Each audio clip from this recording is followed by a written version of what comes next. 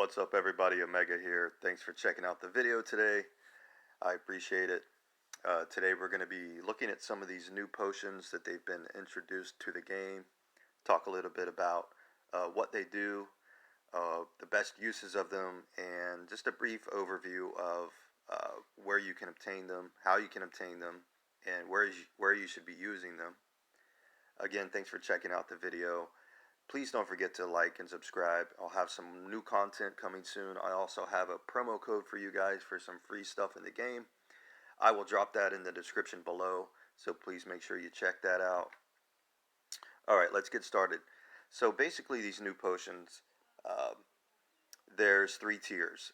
Similar to heroes, there's uncommon, rare, epic, and now there's legendary potions. So the 5 legendary potions are going to be the ones at the top here.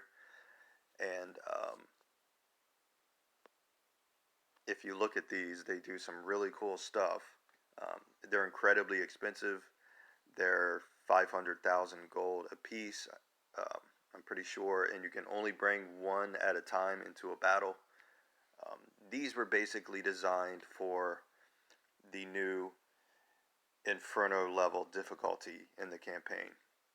So this is where these legendary potions are going to help you guys out the most. Second Life revives all allies with 100% HP.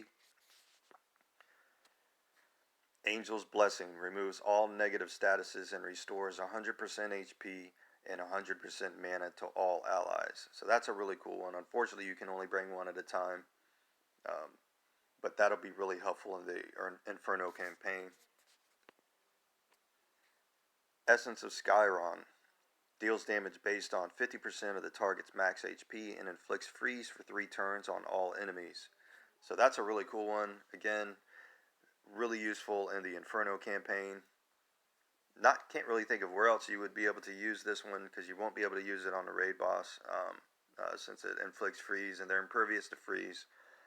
But another really cool legendary potion to have. Warrior's Destiny. This one I like a lot. You can actually use this on raid bosses. I think this one is awesome.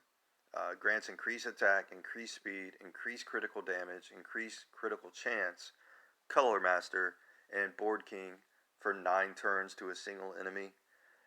That's an awesome one to have. Again, you can only bring one of those at a time, but that'll really help you increase your raid boss damage against a raid boss. And a lot of people are talking about how mana is harder to get now because it's less frequent in the market.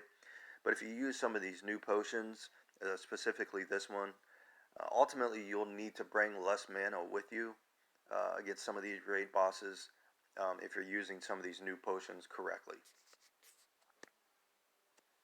The Nightmare inflicts decreased attack, decreased speed, decreased critical damage, critical chance, color blindness, board jester, and 9 turns on a single enemy.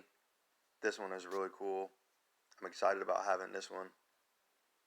You'll be able to use that one against rift bosses or campaign bosses. That'll work really well against.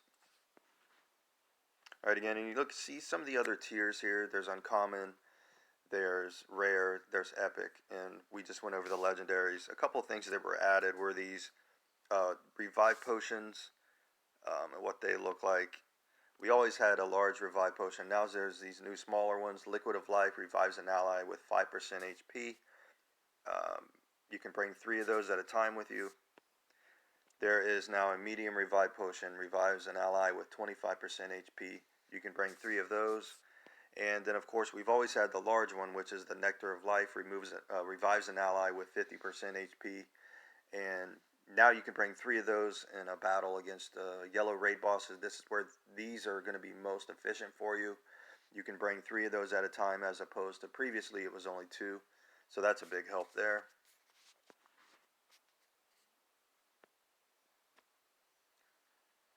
Warrior's Nectar grants increased attack and increased speed to all allies for 4 turns.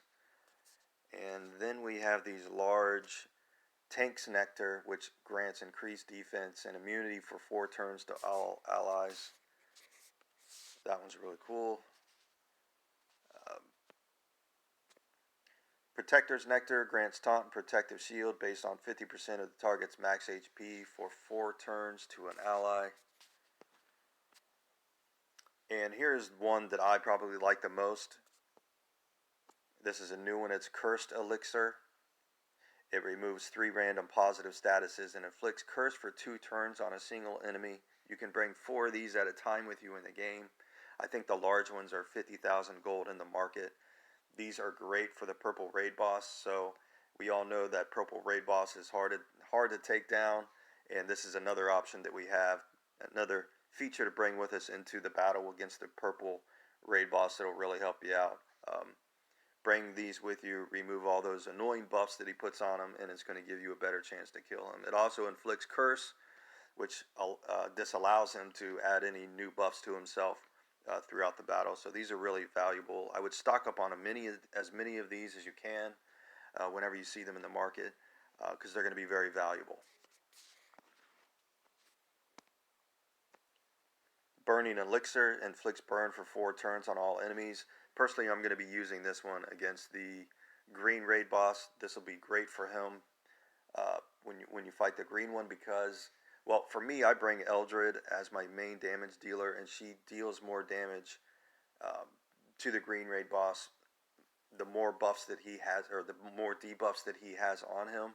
So I'll be bringing this fire along with me to fight the green raid boss.